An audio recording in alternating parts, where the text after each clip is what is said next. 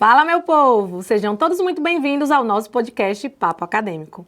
E hoje nós iremos falar sobre o ITP, que é o Instituto de Tecnologia e Pesquisa.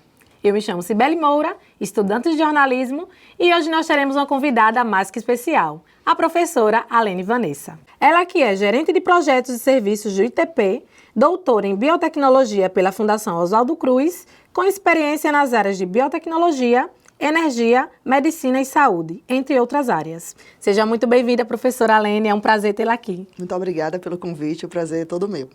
E eu gostaria de começar nosso papo perguntando para a senhora o que seria o ITP. Então, como você mesmo ressaltou, né, o ITP é um instituto de pesquisa. Hoje é caracterizado como um ICT, que são instituições de ciência e tecnologia. São instituições devotadas a trabalhar com ciência, tecnologia e inovação. O Instituto ele foi criado há 25 anos pelo Grupo Tiradentes, né? É um feito, inclusive, porque há 25 anos atrás o Grupo Tiradentes já está pensando, né, num espaço propício para o desenvolvimento de ciência e tecnologia dentro da universidade, é um feito. E hoje atuamos em diferentes áreas do conhecimento. Então, professora, quais são os principais projetos de pesquisa desenvolvidos pelo ITP e quais são as áreas assim mais relevantes de atuação?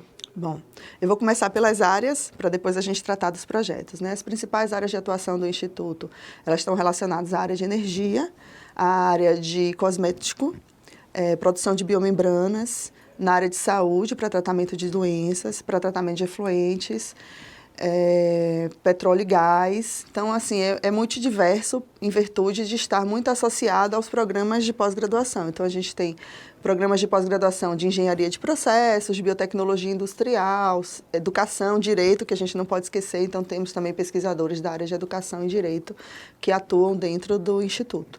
Então, essa gama de relacionamentos permite que o Instituto ele tenha uma diversidade enorme de atuação.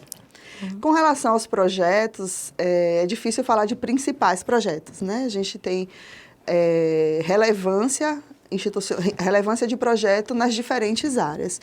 Então, eu vou citar alguns aqui, não porque são mais importantes do que os outros, mas porque tem uma correlação mais direta na relação com sociedade, com o meio ambiente. Então, a gente tem atualmente um projeto com uma empresa petrolífera, onde a gente estuda novas fontes de energia, né, o que a gente chama de biocombustíveis, a partir de produtos naturais, de produtos da flora, inclusive trabalhando com querosene de aviação.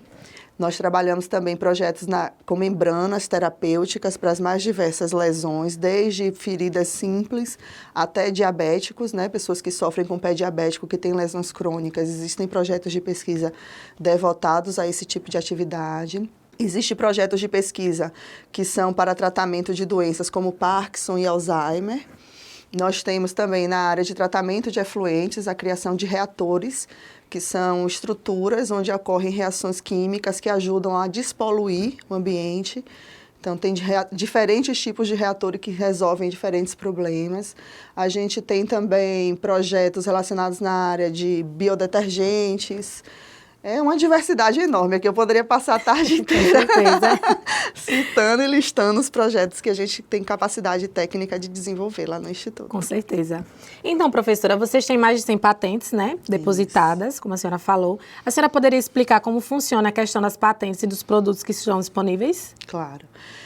As patentes, elas são oriundas desses projetos que são desenvolvidos dentro do Instituto. Então, como é que funciona toda a trilha? O professor, o pesquisador institucional, ele submete um projeto de pesquisa, normalmente para uma agência de fomento. É importante salientar isso porque os projetos, eles têm custos, né? Sim. E esses custos, na maioria das vezes, eles são fomentados por essas agências. Elas podem ser agências públicas ou podem ser empresas, né? Sim. Então, durante o processo de desenvolvimento desse projeto de pesquisa, podem surgir tecnologias que foram produzidas, geradas no conhecimento da produção técnica. Então, essas tecnologias, elas podem ser podem ser patenteadas, né? O Instituto tem uma agência de inovação que é dedicada a esse processo, né? Que é para resguardar a propriedade intelectual da instituição e dos professores, né? que desenvolveram o processo. E, a partir daí, existe todo um processo federal, né, que é do governo brasileiro, que você tem que atender algumas regras de inovação, capacidade inventiva, de nunca ter sido tratado esse assunto da forma como você está abordando, para que você consiga registrar isso como uma propriedade intelectual. Então, essa propriedade intelectual, ela pode vir através de patente, ela pode vir através de indicação geográfica, ela pode vir através de desenho industrial. E a partir daí você gera esse pedido, o INPI, que é o Instituto Nacional de Propriedade Industrial, que é o órgão brasileiro que regula essa atividade, ele avalia e atendendo todos os critérios, esse produto ele pode ser patenteado. Sim. Essa patente concede ao detentor uma propriedade dessa tecnologia por um período de 20 anos. Então, você, como detentor da tecnologia, pode negociar essa tecnologia com empresas, com o governo e receber dividendos através de royalties a partir dessa comercialização. O ITP hoje ele tem mais de 150 patentes e estamos nesse processo, né, de como transformar todo esse conhecimento, toda essa capacidade intelectual produzida para que ela efetivamente chegue à sociedade. Então, esse é um desafio atual que a gente tem, né, de transferir efetivamente essa tecnologia para que a sociedade possa ser beneficiada desses produtos que foram produzidos. Então, professora, já que a senhora está falando que tem uma gama de projetos, na sua opinião, quais foram os projetos realizados pelo Instituto que foram os mais marcantes? Então, tem projetos interessantíssimos e importantíssimos desenvolvidos. Eu vou falar os mais marcantes para mim, que não quer dizer que sejam os mais importantes ou os mais relevantes, né? A gente tem projetos que são muito dedicados a solucionar problemas sociais. Sim. E eu acho que num país como o nosso é importante ter pessoas preocupadas com isso. Com certeza. Né? Então, a gente tem um projeto que foi do professor Renan, que desenvolveu uma casa de farinha solar. Né? Então, é um problema aqui no Nordeste, a questão das casas de farinha, porque na maioria das vezes elas funcionam através de carvão, e Sim. o carvão vem muitas vezes, né, do desmatamento de árvores. E aí, entendendo essa necessidade social, ele pensou num projeto de uma casa de farinha que funciona à base de energia solar, que não é a energia fotovoltaica que a gente está acostumado, que são aquelas placas que a gente instala, né? Quem tem casa com energia solar sabe do que eu estou falando. É a energia solar que é transformada em energia térmica para aquecer o forno e, a partir daí, produzir, né, produtos dos mais diversos que as casas de farinha são capazes de fazer. Então, esse é um projeto que me marcou muito.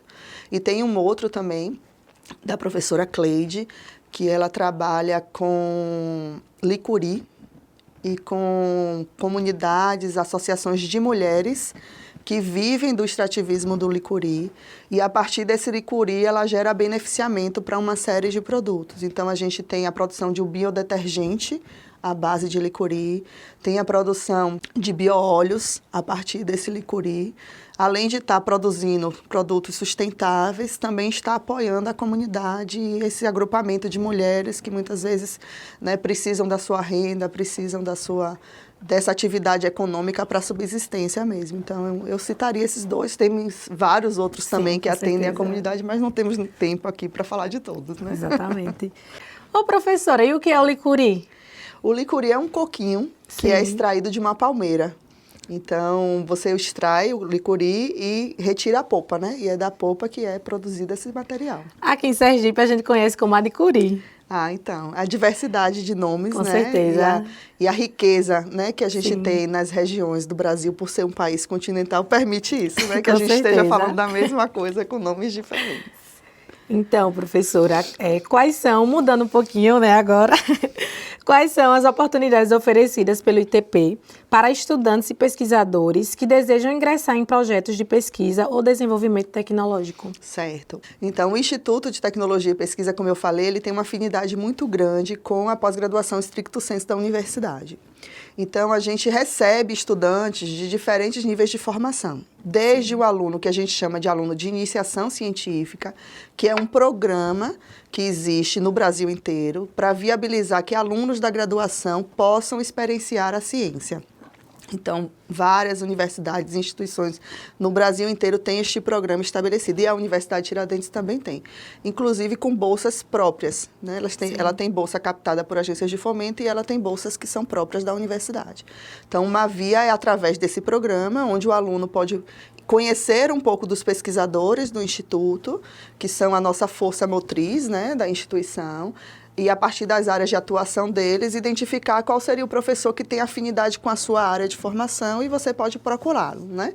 Para propor um projeto e submeter a este edital que a universidade promove anualmente para captar novos alunos. Existem, o programa de iniciação científica, ele pode ser voluntário ou ele pode ser com bolsa. Então, o aluno recebe uma remuneração pela atividade que ele desenvolve. Outra via são os próprios projetos captados pelo Instituto, através dos professores. Então, esses projetos muitas vezes têm bolsas, né? Bolsas de iniciação científica, bolsas de mestrado e bolsas de doutorado e até pós-doutoramento, que é depois que o aluno fez o doutorado, é como se fizesse um estágio de formação para aperfeiçoar alguma técnica, alguma metodologia que ele tem interesse de alavancar na carreira, né? E a própria Universidade de Tiradentes, ela tem programas de pós-graduação estrito sensu, diga-se de passagem, 2 nível 6 na CAPES, o máximo é 7, então isso é um feito para uma universidade privada no Brasil, é importante a gente estar falando disso. E esses programas também fazem seleções e os alunos se inscrevem e tem bolsa também. Então, existe a possibilidade do aluno pagar pela pós-graduação, mas existem cotas de bolsas nos programas, onde o aluno pode cursar sem precisar desembolsar um recurso para estar fazendo aquela formação. Então, essas são as principais vias. Além disso, existem estágios que são disponíveis, né, que são mais comuns, né, das outras instituições. Com certeza, professora. Agora uma pequena pausa para falar sobre os nossos podcasts, que vocês podem encontrar lá no YouTube e também no Spotify. Basta você digitar lá na barrinha por Interações Sonoras e lá vocês irão encontrar o Papo Acadêmico e também o É Sobre. Então, professora, em relação às comunidades, quais as principais contribuições do ITP a partir dos seus projetos e inovações? Então, a gente falou rapidamente sobre isso. Quando eu vim para Aracaju, eu fiquei positivamente surpreendida quando aqui cheguei, porque os pesquisadores que fazem parte do ITP, eles já têm uma preocupação social. Então, a maioria dos projetos desenvolvidos dentro do Instituto já é antenado a solucionar alguma demanda ou algum problema social. Sim. Então, além dessa preocupação de estar promovendo tecnologia, muitas vezes existe um trabalho com comunidade. Então, existem muitos projetos do ITP de caráter educativo, de caráter formativo, onde você interage com a comunidade, promove ali naquele ambiente uma melhora de processo, uma melhora de qualidade de vida das pessoas, ou identifica alguma doença característica daquela região. Então, isso por si só já é uma grande intervenção. Além disso, muitos dos nossos professores, eles têm relação também com o ensino médio. Então, promovem às vezes palestras, frequentam escolas, recebem escolas aqui, né? Muitas delas escolas públicas, para oportunizar os alunos a conhecer a infraestrutura, a entender que a ciência é uma oportunidade, é um caminho a se seguir e que há espaço para todos, às vezes, muitas vezes, por mais difícil que pareça, sim, com né? certeza. Da realidade de cada um, é sim possível chegar nesses lugares e ocupar esses espaços. Existem projetos dedicados a meninas, né?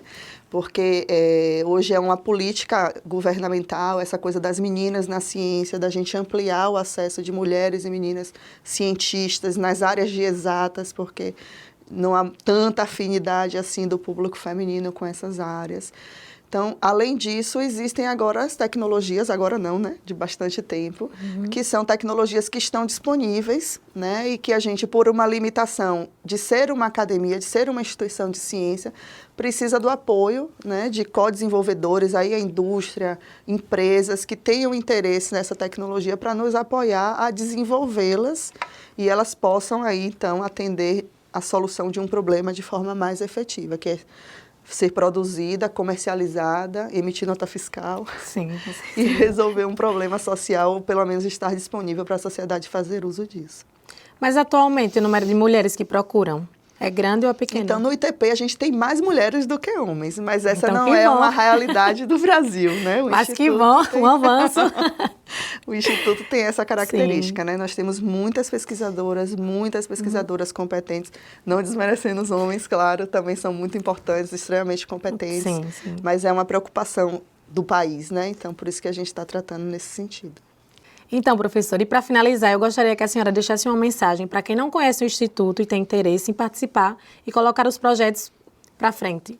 Então, venham nos conhecer, né? Nós estamos iniciando uma proposta de ITP Portas Abertas, em breve vocês saberão mais informações, que é para primeiro dar acesso à comunidade, né? Principalmente à comunidade acadêmica da universidade e até aos próprios setores profissionais que muitas vezes não têm a oportunidade de conhecer o que nós fazemos. Sim. Então, em breve estaremos disponibilizando esse acesso também, mas para além disso é importante sempre procurar, para os alunos, é procurar os professores, né? Sim, a principal via de acesso deles ao Instituto é através desses pesquisadores. Então, é você buscar quem são esses pesquisadores. A gente tem um site, pode falar o site? Com certeza. www.itp.org.br. Lá você vai ter a aba pesquisadores, vai ver quem são os professores. Muitos deles são professores da graduação. Então, é importante buscar essa afinidade, né, da sua área de formação com a área de atuação do professor. E aí, procurando ele vai orientar, vai ensinar como fazer. Normalmente, a principal via de acesso é via esse programa de iniciação científica, que precisa submeter um projeto junto com o professor. E, às vezes, pode ser projeto do próprio aluno. Pode ser que você tenha aí uma solução, né, que está guardada, importantíssima, né, que pode solucionar um problema. E que seja viável de ser executada, que o professor tenha expertise em desenvolver e possa, né, naquele momento, dedicar atenção a fazer isso. Então, obviamente, que é mais fácil, até pela experiência e pela capacidade profissional já adquirida, que esse projeto saia de uma atividade do professor, mas nada impede que o aluno tenha uma solução aí interessantíssima, extremamente relevante, e que isso também possa virar um estudo e um trabalho dentro da instituição. Com certeza. Gostaria de agradecer a sua participação, dizer que foi muito importante. Para quem não conhece o ITP, agora já conhece um pouquinho do ITP através da senhora. Então, muito obrigada. Eu é que agradeço a oportunidade. Estamos também de portas abertas lá para recebê-los. Se quiserem dar uma passadinha para visitar, podem ir, que serão muito bem recebidos. O tour vem aí, viu, gente? Vem, em breve. E o nosso podcast vai ficando por aqui. Uma produção da Agência Unida de Comunicação do Complexo de Comunicação Social, CCS. Apresentação: Cibele Moura. Produção: Cibele Moura e Tiffany Araújo. Coordenação: Thalita Deda. Edição de áudio: Eduardo Tavares. Edição de vídeo e videografismo: Márcio Pimentel e Gilmar Silva. Diretor de cena e imagem: Edson Júnior. Cinegrafistas: Josévaldo Vieira, Luiz Andrade e Kesley Fonseca. Assistente: Ricardo Lima. Coordenação do CCS: Valéria Bonini. Conselho editorial do podcast Papo Acadêmico. Professores: Jaqueline Neves, Tadeu Aciari e Thalita Deda. Até o próximo episódio.